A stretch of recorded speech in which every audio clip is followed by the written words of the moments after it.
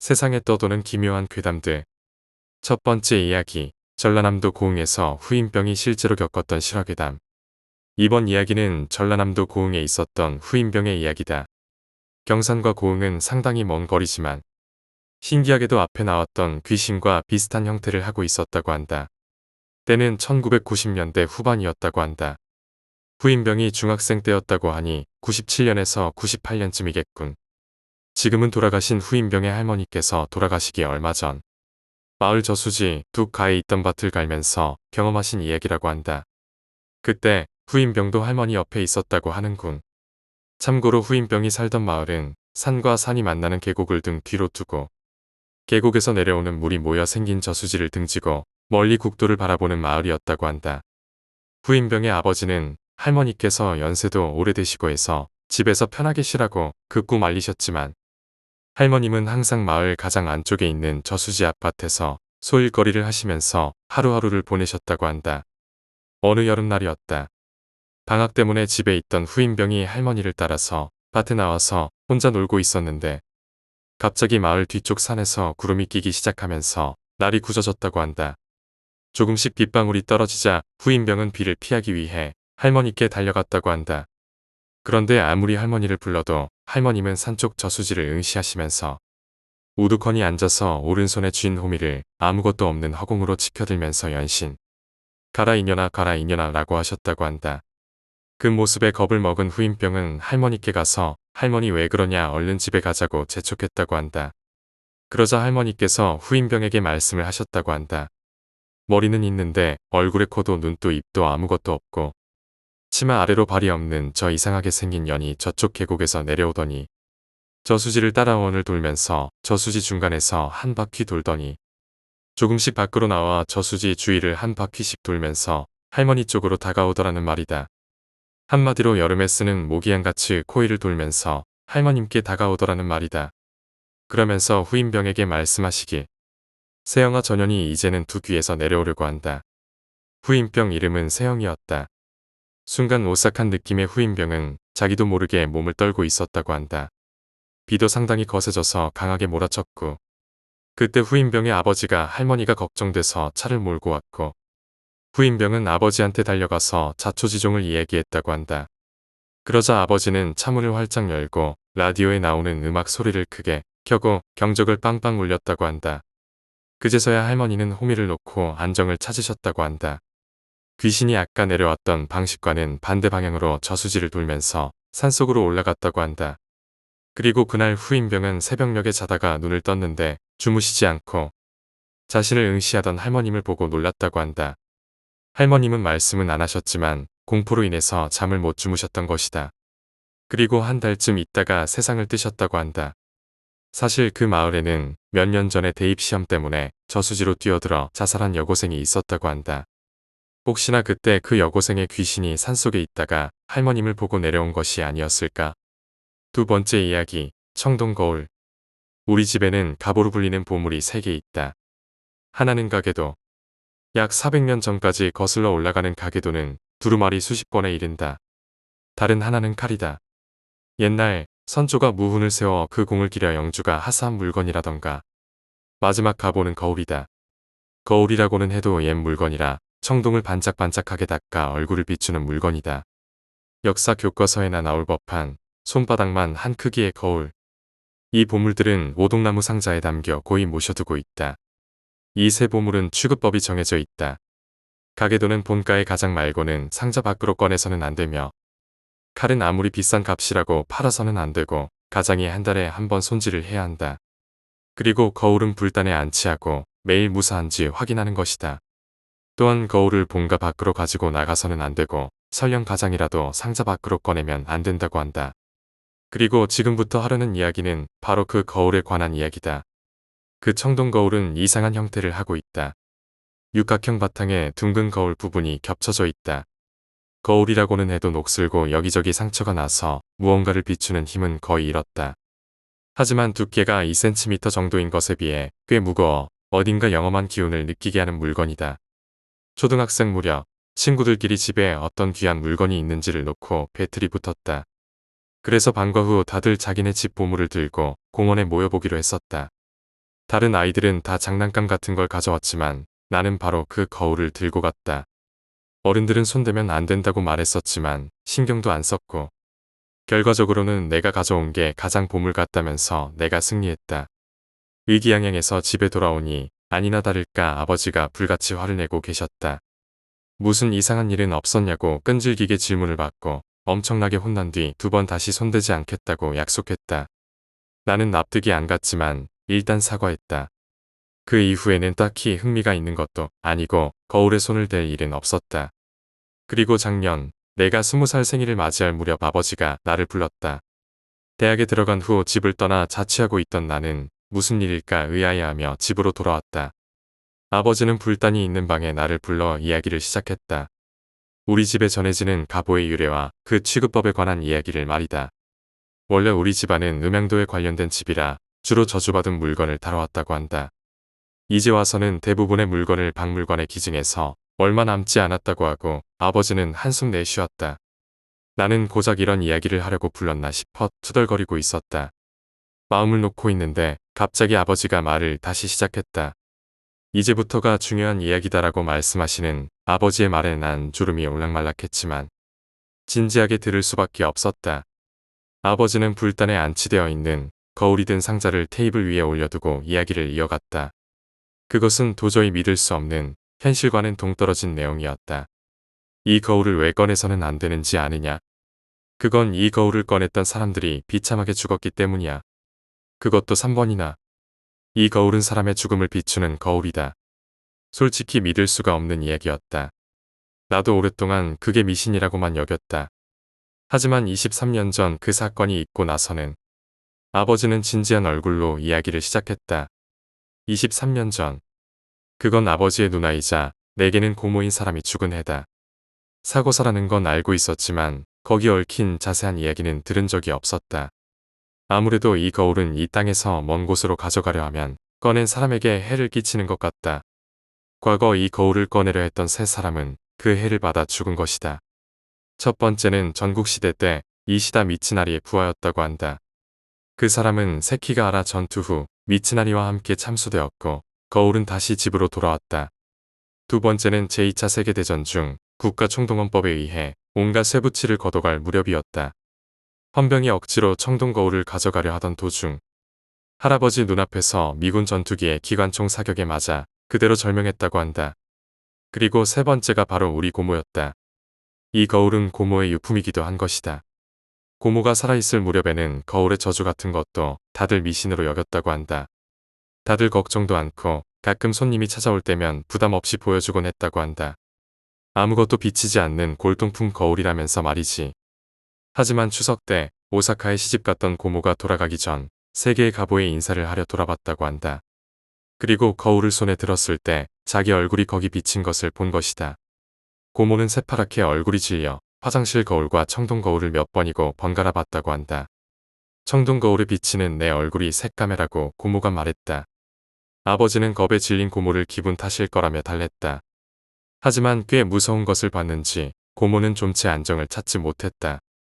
고모는 교토에 있는 자신이 잘 아는 절에 가져가 불제를 받겠다고 말하기 시작했단다. 규칙을 깨는 일이지만 그래서 마음이 풀린다면 원하는 대로 하라고 아버지는 청동 거울을 내줬다. 하지만 아버지는 그걸 아직까지도 후회하며 살고 있다. 왜냐고? 어쩌면 그 일 때문에 역대 가장 큰 저주가 일어났을지도 모르니까. 고모는 1985년 8월 12일 18시 4분 하네다발 이타미행 비행기를 탔다. 그 거울과 함께. 세 번째 이야기, 헤어진 여자친구 귀신. 아버지가 비밀로 가르쳐준 이야기다. 10여 년 전 어느 밤 문득 눈을 떴는데 가위 눌린 것처럼 몸이 움직이지 않더란다.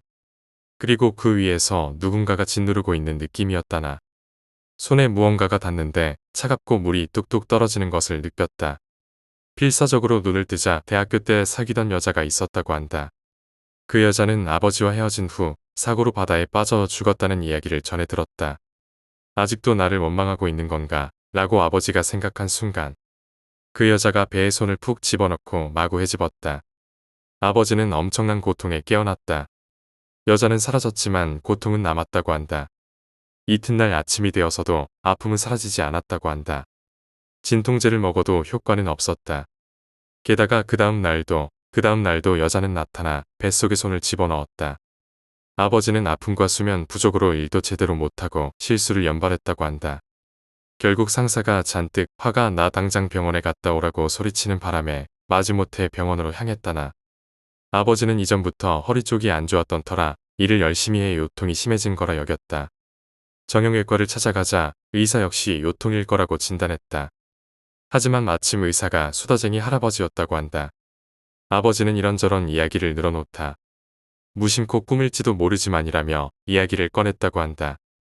여자 귀신이 나와서 배를 마구 헤집어 놓은 뒤부터 통증이 심해졌다는 이야기를.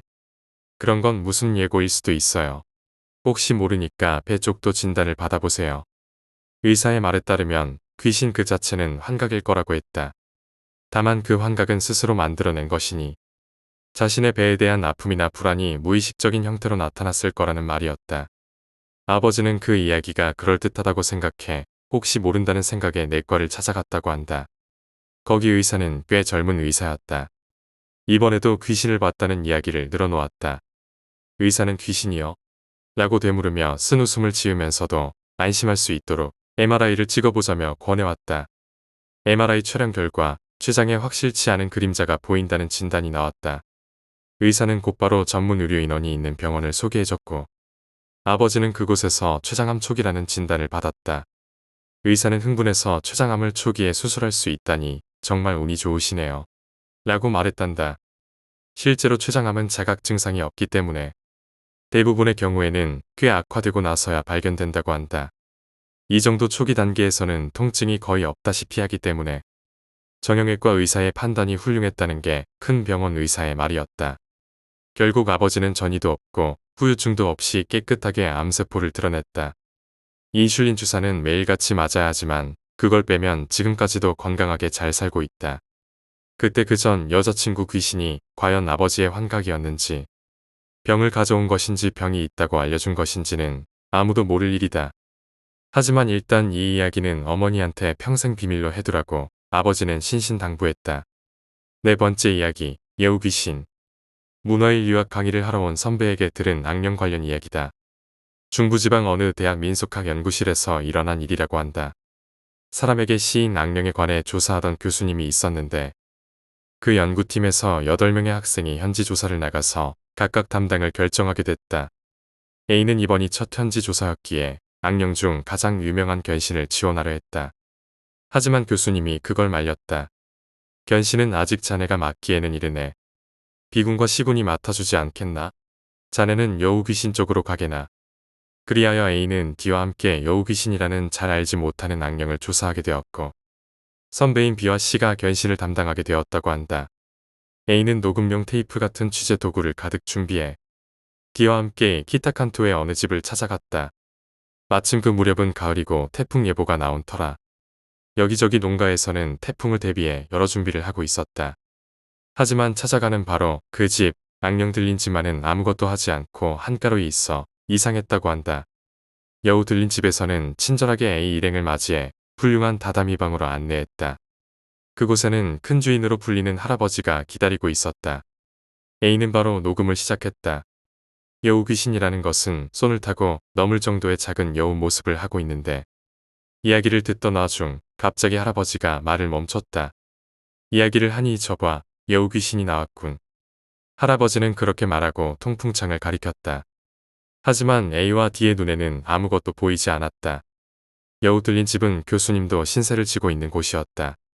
그날도 저녁 식사와 방을 그냥 내어주었다고 한다. 밤이 깊어져 녹음도 끝날 무렵 A는 태풍이 걱정되어 큰 주인에게 괜찮을지 여쭈었다고 한다. 큰 주인은 이렇게 대답했다. 바람도 구름도 집을 피해서 지나갈 테니 말이야. 이튿날 아침 돌아오는 길에는 태풍 흔적이 엄청나게 남아 있었지만 여우 들린 집에는 나뭇잎 하나 떨어져 있지 않았다고 한다. A는 연구실로 돌아와 교수님과 다른 멤버들 앞에서 녹음해 온 테이프를 재생했다. 어째서인지 녹음한 큰 주인 목소리는 안 들리고 기묘한 소리가 잡힐 뿐이었다. 다시 한번 해보게. 교수님의 말에 A는 녹음 테이프를 감았다가 다시 재생했다. 그때 여자 선배가 멈춰라고 비명을 질렀다. 그 소리. 그건 빙의했을 때 나는 소리야. 그 선배는 민속학과 더불어 전통극인 노를 연구하고 있었다. 노에서 노래하는 빙의 소리와 테이프에서 나는 소리가 똑같다는 것이었다. 노의 역사는 무로마치 시대까지 거슬러 올라간다고 하는데 옛 사람은 괴이의 소리를 알고 있던 것일까? 괜찮아. 다들 아연실색해 있었지만 교수님이 소리를 질렀다. 유감이지만 이건 묻어두도록 하세. 그 후 A와 D는 적어온 기록을 정리하기만 하고 발표는 하지 않았다. 한편 B와 C는 견신 들린 집에 찾아갔지만 신이 나 있던 B가 가는 도중 갑작스레 그만두자느니 돌아가자느니 말을 꺼내기 시작했다. 자신이 죽는 꿈을 꿨다고 하면서 C는 B를 열심히 설득해 견신 들린 집을 찾아갔다고 한다. 훌륭한 분위기의 노인이 두 사람을 맞이해 여러 이야기를 해줬다. 하지만 B는 얼굴을 푹 숙인 채 말 한마디 없어서 C는 무척 곤란했다. 허나 노인은 그걸 전혀 개의치 않았다고 한다. 이윽고 준비된 다다미 방에 안내되어 두 사람을 일찍 잠을 청했지만 잠이 오질 않았다. 밤이 꽤 깊어질 무렵 복도로 난 미닫이문에서 바스락바스락 무수한 동물이 모여드는 기척이 나기 시작했다. 두 사람은 얼굴을 마주보고는 일어났다. 그것이 신호였던 것처럼 미닫이문이 잇따라 찢어지더니 쥐 같은 것이 끝도 없이 밀려들기 시작했다.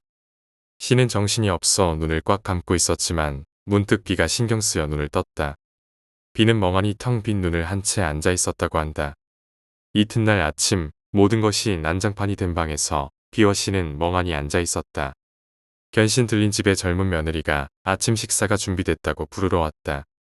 방이 어쩌다 이렇게 됐는지 C가 횡설수설해서 설명하자 젊은 부인은 아무렇지도 않은 듯 괜찮다며 처음 오신 손님이 계실 때는 자주 그런다고 대답하더란다. 그리고는 다른 다다미 방으로 짐을 옮겨주었다.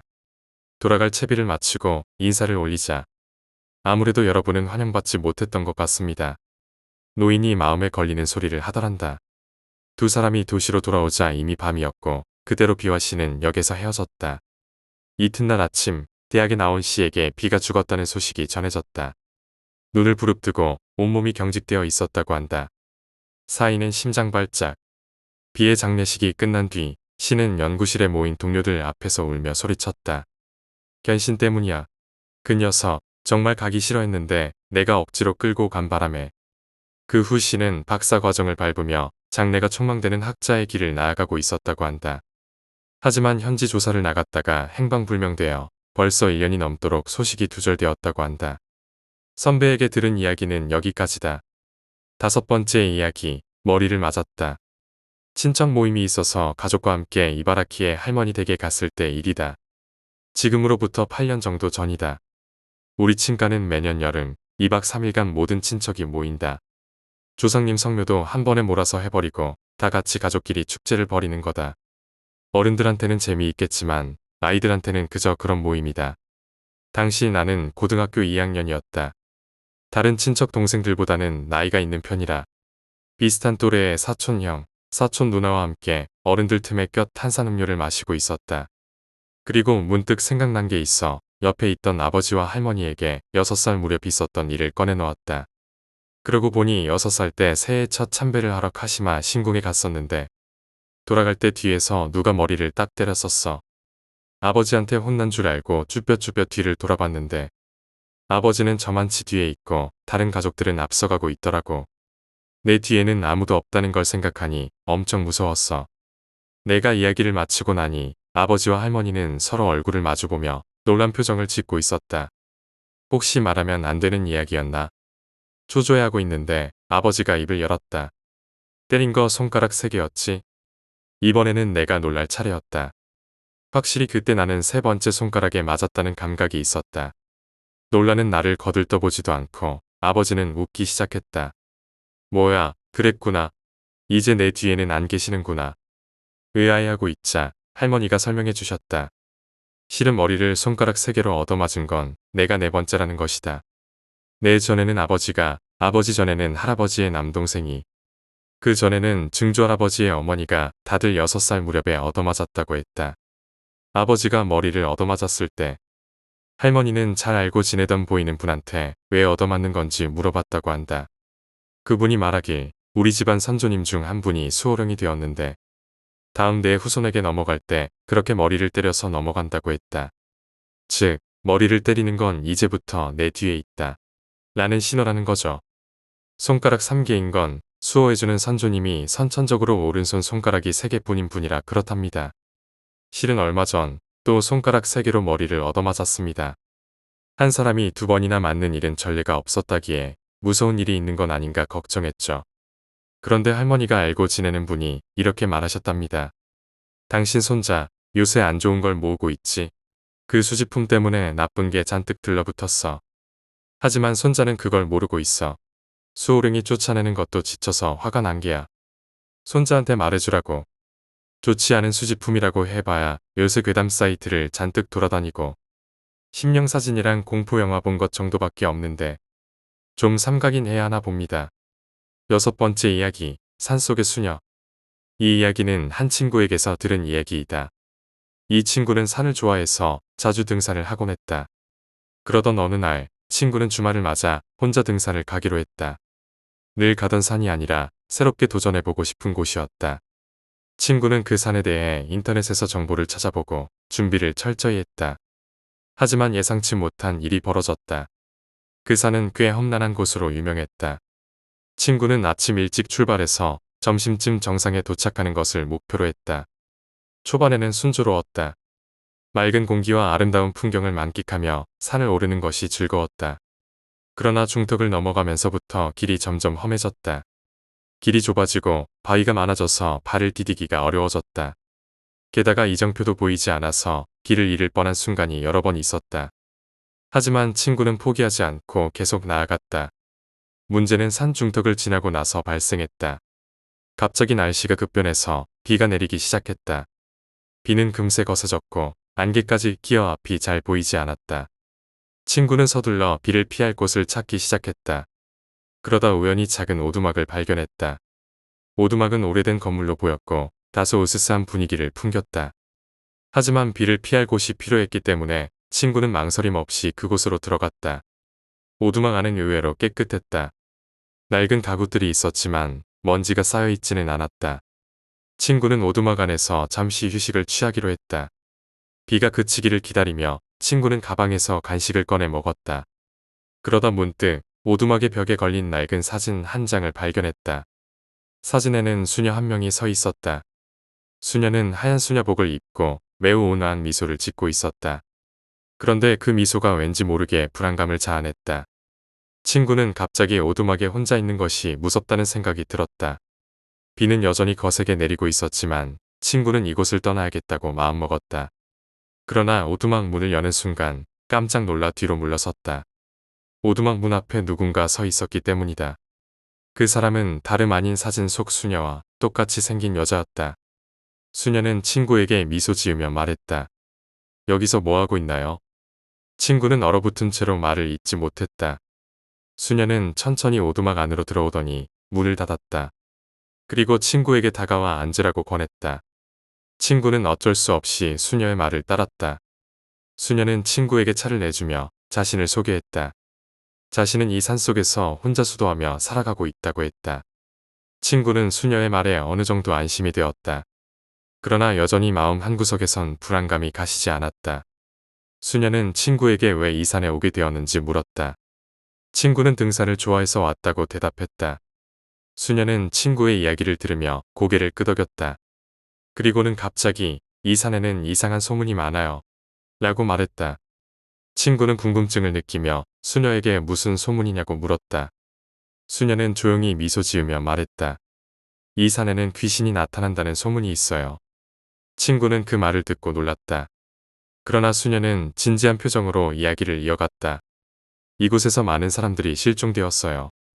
몇몇은 끝내 찾지 못했죠. 그리고 그 사람들이 마지막으로 목격된 곳이 바로 이 오두막이에요. 수녀의 말에 친구는 오싹한 기분이 들었다. 그러나 수녀는 여전히 미소를 잃지 않았다. 하지만 걱정 말아요. 당신은 내가 지켜줄 테니까요.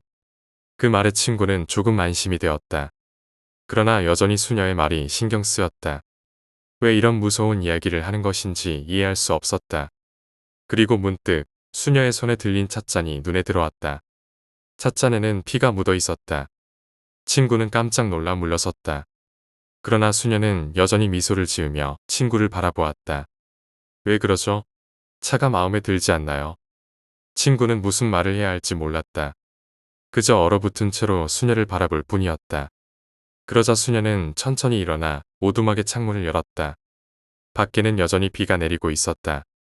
수녀는 창문을 바라보며 말했다. 비가 곧 그칠 거예요. 그때까지 여기서 쉬고 있어요. 친구는 어쩔 수 없이 수녀의 말을 따랐다. 그러나 마음 한구석에서는 여전히 불안감이 가시지 않았다. 수녀는 다시 자리에 앉아 친구에게 차를 권했다. 친구는 거절할 수 없어 차를 마시기 시작했다. 그러나 차의 맛은 이상했다. 뭔가 금속 맛이 나는 것 같았다. 친구는 차를 마시다 말고 다시 수녀에게 물었다.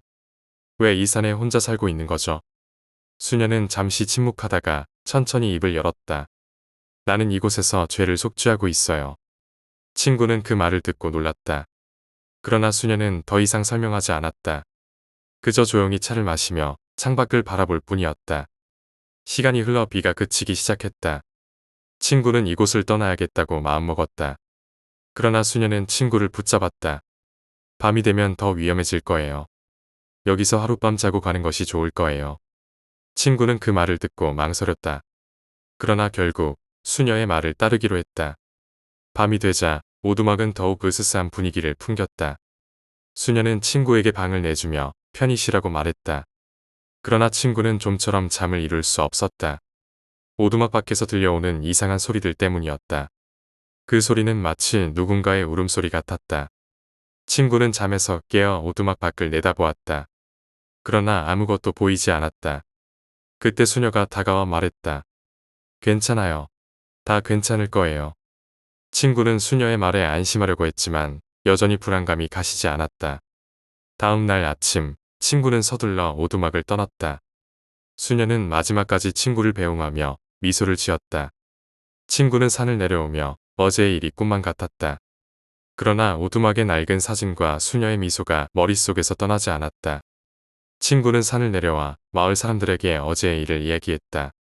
그러나 마을 사람들은 모두 놀란 표정으로 친구를 바라보았다. 그 오두막은 오래전에 버려진 곳이에요. 거기서 사람이 살 리가 없어요. 친구는 그 말을 듣고 더 놀랐다. 그러나 분명히 자신이 본 수녀와 오두막은 현실이었다. 친구는 마을 사람들에게 오두막의 위치를 설명했다. 마을 사람들은 그곳으로 가보자고 제안했다. 친구와 마을 사람들은 함께 산으로 올라갔다. 그리고 오두막에 도착했을 때 친구는 경악했다.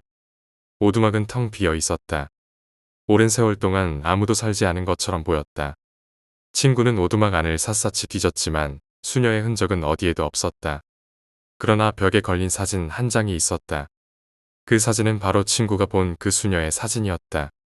친구는 그 사진을 보고 소름이 돋았다.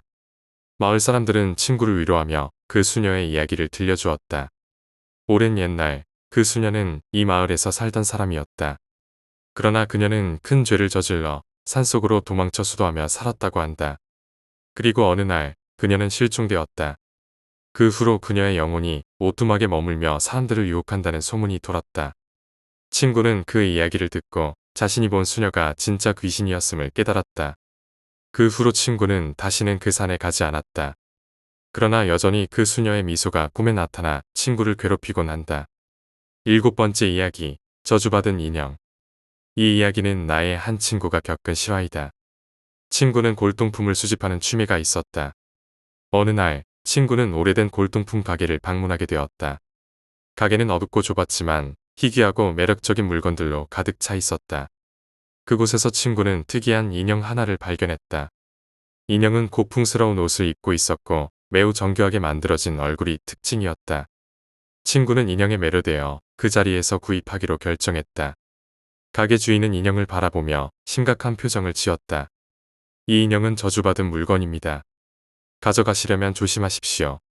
친구는 가게의 주인의 말을 흘려들었다. 단순한 판매 전략이라 생각한 것이다. 친구는 인형을 집으로 가져왔고 거실 선반에 자랑스럽게 놓았다. 첫 며칠 동안은 아무 일도 일어나지 않았다. 그러나 시간이 지남에 따라 이상한 일들이 벌어지기 시작했다. 밤마다 거실에서 이상한 소리가 들렸다. 무언가 움직이는 듯한 소리, 낮은 속삭임이 들리곤 했다. 친구는 처음에는 이를 무시하려고 했지만 소리는 점점 더 심해졌다. 어느 날 밤 친구는 갑자기 잠에서 깨어났다. 거실에서 들려오는 소리가 너무도 선명했기 때문이다. 친구는 용기를 내어 거실로 갔다. 그리고 거기서 충격적인 광경을 목격했다. 인형이 원래 자리에서 떨어져 있었다. 더욱 놀라운 것은 인형의 위치가 마치 스스로 움직인 것처럼 보였다는 점이었다. 친구는 무서운 기분이 들었지만 인형을 다시 제자리에 놓았다. 그리고 아무 일 없다는 듯 다시 잠자리에 들었다. 그러나 그날 이후로 이상한 일들은 더욱 빈번해졌다. 밤마다 인형은 다른 위치에 놓여 있거나 집안의 다른 방에서 발견되곤 했다. 친구는 점점 더 불안해졌다. 어느 날 친구는 골동품 가게 주인을 찾아가기로 결심했다. 가게 주인은 친구의 이야기를 듣고 고개를 끄덕였다. 말씀드렸지요. 그 인형은 저주받은 물건이라고. 가게 주인은 인형의 유래에 대해 설명해 주었다. 그 인형은 오래전 한 소녀의 소유였다고 한다. 소녀는 그 인형을 매우 아꼈지만 불행히도 어린 나이에 병으로 세상을 떠났다. 소녀의 부모는 슬픔에 잠겨 소녀의 영혼이 인형에 깃들게 해달라고 기도했다. 그리고 그 기도는 실현되었다. 소녀의 영혼은 인형에 깃들었고 인형은 살아있는 것처럼 움직이기 시작했다. 그러나 그 인형을 소유한 사람들은 모두 불운을 겪게 되었다. 가족들은 하나둘씩 비극적인 사고로 세상을 떠났다. 결국 인형은 버려졌고 오랜 세월이 흐른 후에야 골동품 가게로 들어오게 된 것이다. 가게 주인은 친구에게 인형을 다시 가져오라고 말했다. 친구는 주인의 말을 따랐고 인형을 가게로 다시 가져갔다. 주인은 인형을 받으며 말했다. 이 인형은 이곳에 두는 것이 안전합니다. 더 이상 불운을 겪지 않을 겁니다. 친구는 그 후로도 골동품 수집을 계속했지만 다시는 저주받은 물건을 구입하지 않기로 다짐했다. 그 후 몇 달 동안 친구의 생활은 평온했다. 그러나 어느 날 밤 친구는 갑자기 거실에서 이상한 소리를 들었다. 친구는 깜짝 놀라 일어나서 거실로 갔다. 그리고 거기서 충격적인 광경을 목격했다. 그곳에는 그 인형이 다시 서 있었다. 인형은 그 자리에서 친구를 바라보고 있었다. 친구는 공포에 질려 인형을 다시 골동품 가게로 가져갔다. 가게 주인은 친구의 이야기를 듣고 당황했다. 이럴 수가. 분명히 여기에 두었는데. 가게 주인은 인형을 다시 받아들이며 말했다. 이번에는 꼭 이곳에 두겠습니다. 다시는 돌아오지 않을 겁니다. 그러나 그날 밤 인형은 또다시 친구의 집에 나타났다. 친구는 더 이상 참을 수 없었다. 그는 인형을 불태우기로 결심했다. 친구는 인형을 들고 뒷마당으로 나갔다. 그리고 장작을 쌓아 불을 붙였다. 불길이 치솟기 시작했을 때 친구는 인형을 불 속에 던졌다. 인형은 곧바로 불길에 휩싸였다. 그러나 이상하게도 인형은 타지 않았다. 오히려 인형은 불 속에서 더욱 빛나며 친구를 바라보는 것 같았다. 친구는 공포에 질려 주저앉았다. 그 순간 가게 주인이 나타났다. 당신이 인형을 태우려고 하다니. 이 인형은 그런 방법으로는 파괴되지 않습니다. 가게 주인은 친구를 일으켜 세우며 말했다. 인형의 영혼을 해방시켜야 합니다. 그렇지 않으면 계속해서 당신을 따라다닐 겁니다. 가게 주인은 인형을 다시 불 속에서 꺼냈다. 그리고는 친구에게 작은 상자를 건넸다. 이 상자에 인형을 넣고 산속 깊은 곳에 묻으세요. 그러면 인형의 영혼은 다시는 돌아오지 않을 겁니다. 친구는 가게 주인의 말을 따르기로 했다. 그는 인형을 상자에 넣고 산속 깊은 곳으로 향했다. 산을 오르는 동안 친구는 계속해서 누군가가 자신을 따라오는 듯한 느낌을 받았다. 그러나 뒤를 돌아볼 용기는 없었다. 마침내 친구는 산속 깊은 곳에 도착했다. 친구는 상자를 땅에 묻고 다시 한번 주위를 둘러보았다. 아무도 없었다. 친구는 안도의 한숨을 내쉬며 다시 집으로 돌아갔다. 그 후로 친구는 더 이상 인형을 보지 않았다. 그러나 그날 밤 친구는 이상한 꿈을 꾸었다. 꿈속에서 소녀가 나타나 친구에게 고맙다고 말했다. 친구는 그 소녀가 바로 인형의 영혼임을 깨달았다. 소녀는 미소 지으며 사라졌다. 다음 날 아침 친구는 산속에서의 일이 꿈처럼 느껴졌다. 그러나 더 이상 불안감은 없었다. 그 인형의 영혼은 해방되었고 친구의 생활은 다시 평온해졌다. 그 후로 친구는 다시는 저주받은 물건을 구입하지 않았다. 그리고 골동품을 수집할 때마다 가게 주인의 말을 항상 귀담아 듣게 되었다. 저주받은 인형은 친구에게 소중한 교훈을 안겨준 사건으로 남았다.